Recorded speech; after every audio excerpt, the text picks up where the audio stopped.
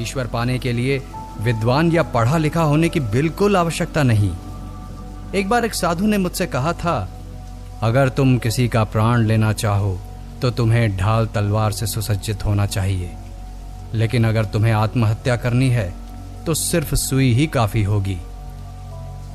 इस तरह अगर दूसरों को सिखलाना हो तो बहुत सी विद्वता और बुद्धि की आवश्यकता होगी, लेकिन आत्मानुभूति के लिए यह आवश्यक नहीं है। क्या तुम शुद्ध हो? अगर तुम शुद्ध हो तो परमेश्वर को पाओगे। जिनका हृदय शुद्ध है वे धन्य हैं, क्योंकि उन्हें परमात्मा की प्राप्ति अवश्य होगी। लेकिन अगर तुम शुद्ध नहीं हो तो फिर चाहे दुनिया का सारा विज्ञान तुम्हें अवगत हो, परंतु फिर भी उसका कुछ उपयोग ना होगा।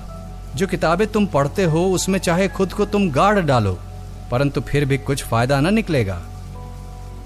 वो हृदय ही है जो अंतिम ध्येय तक पहुंच सकता है। इसलिए हृदय की ही उपासना करो। बुद्धि द्वारा अगम्य विषय शुद्ध हृदय ही देख सकता है, वो स्फूर्तिमय हो जाता है। हृदय वे बातें जान लेता है जिसे तर्क कभी नहीं जान सकता। और अगर शुद्ध हृदय और बुद्धि में झगड़ा पड़े तो तुम अपने शुद्ध हृदय की ही सुनो, भले ही तुम्हें हृदय का कथन तर्क विरुद्ध मालूम हो। जब हृदय परोपकार करने की इच्छा करे तो बुद्धि तुम्हें बतला सकती है कि ऐसा करना अविचार है, लेकिन तुम हृदय की सुनो और तुम देखोगे कि बुद्धि की सुनकर तुम जितनी गलतियां करते हो उससे कम गलतियां करोगे। शुद्ध हृदय ही सत्य के प्रतिबिंब के लिए सर्वोत्तम दर्पण है। इसलिए यह सारी साधना हृदय के शुद्धिकरण के लिए ही है, और ज्यों ही वो शुद्ध हो जाता है त्यों ही संपूर्ण सत्य उसी क्षण उस पर प्रतिबिंबित हो जाता है। अगर तुम्हारा हृदय काफी शुद्ध होगा तो दुनिया के सारे सत्य उसमें आविर्भूत हो जाएंगे। जिन मनुष्यों ने दूरबीन, सूक्ष्म वस्तुदर्शक यंत्र या प्रयोगशाला तक कभी न देखी थी, उन लोगों ने कई युगों के पूर्व सूक्ष्म भूतों, मनुष्य की सूक्ष्म ग्राहक शक्तियों और परमाणु विषयक महान सत्यों का आविष्कार किया था। ये कैसे हुआ था? वे ये बातें किस तरह जान सके थे? ये ज्ञान उन्हें हृदय के बल पर ही हुआ था।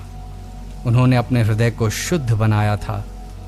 अगर हम चाहें तो आज भी वही कर सकते हैं।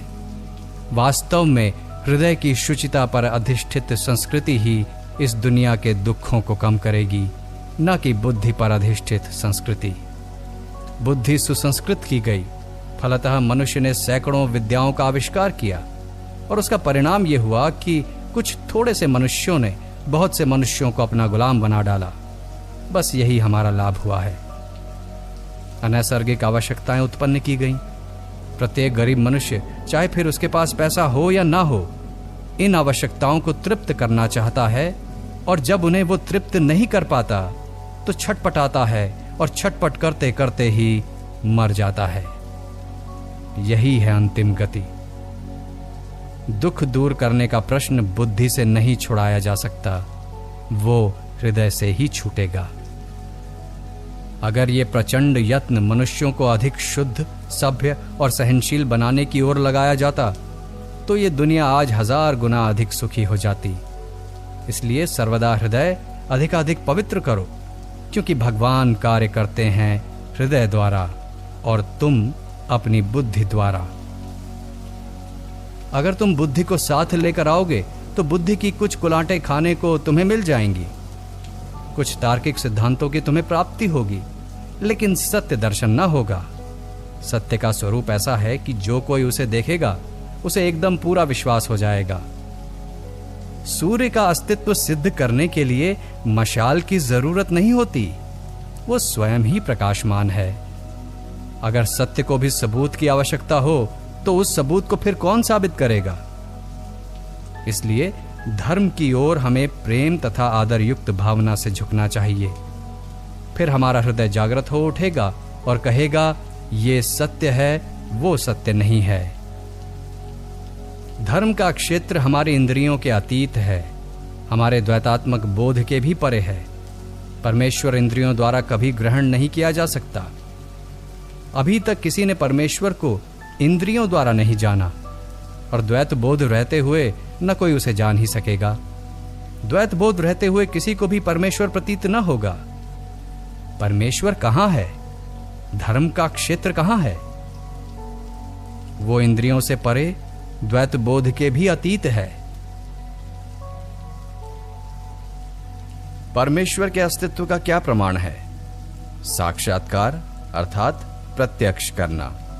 इस दीवार का सबूत यह है कि मैं इसे देखता हूं। आज से पहले हजारों ने परमेश्वर को इस तरह देखा है और आगे भी जो चाहेंगे उसे देख सकेंगे, लेकिन यह प्रत्यक्षानुभूति इंद्रियों द्वारा होने वाले अनुभव के सदृश बिल्कुल नहीं है। वो इंद्रियातीत है, वो द्वैत बोधातीत है। ये सब साधन हमें इंद्रियों के परे जाने के लिए आवश्यक हैं। अनेक प्रकार के कृत कर्मों तथा बंधनों से हम अधोगामी हो रहे हैं। इन साधनों से हम शुद्ध और सत्यनिष्ठ बनेंगे। बंधन स्वयं ही टूट जाएंगे और हम इस इंद्रिय गम्य जगत से, जहां कि हम फंसे पड़े हैं, ऊंचे उठ जाएंगे और फिर हम वो देखेंगे, वो सुनेंगे, उसका अनुभव करेंगे जिसे कि मनुष्यों ने तीनों अवस्थाओं में, जागृत, स्वप्न, सुषुप्ति में न कभी देखा है, न सुना है और न कभी अनुभव किया है। फिर हम मानो कोई नई ही भाषा बोलेंगे और दुनिया हमें नहीं समझ सकेगी, क्योंकि इंद्रिय ज्ञान के सिवाय उसे और दूसरा ज्ञान नहीं है। सच्चा धर्म पूर्ण रूप से द्वैतातीत है। विश्व में रहने वाले प्रत्येक जीव में इंद्रियातीत होने की शक्ति सुप्त भाव में रहती है। छोटे से छोटा कीड़ा भी एक दिन इंद्रियातीत हो जाएगा और परमेश्वर तक पहुंच जाएगा। कोई भी अपयशी न होगा। इस विश्व में अपयश कोई वस्तु है ही नहीं। 100 बार मनुष्य अपना पतन कर लेगा, 1000 बार वो फिसल जाएगा, लेकिन अंत में उसे ज्ञान होगा कि वो ईश्वर है। हम जानते हैं कि उन्नति कभी सरल रेखा में नहीं होती। प्रत्येक जीव की गति वर्तुलाकार है और उसे अपना गोल चक्कर पूरा ही करना होगा। कोई भी जीव इतने नीचे कभी जा ही नहीं सकता कि फिर उसका उत्थान न हो। हर एक जीव को ऊंचा चढ़ना ही होगा। ऐसा कोई भी नहीं है जिसकी सुगति ना हो सके। हम सब एक ही मध्य बिंदु से, जो कि परमेश्वर हैं, प्रकट हुए हैं। ऊंचे से ऊंचा, नीच से नीच जीव जिसे ईश्वर ने उत्पन्न किया है, अंत में उस पिता के पास लौट ही आएगा जिससे प्रत्येक व्यक्ति सृष्ट है, जो सबका अधिष्ठान है और जिसमें सब विलीन होंगे। वही ईश्वर है।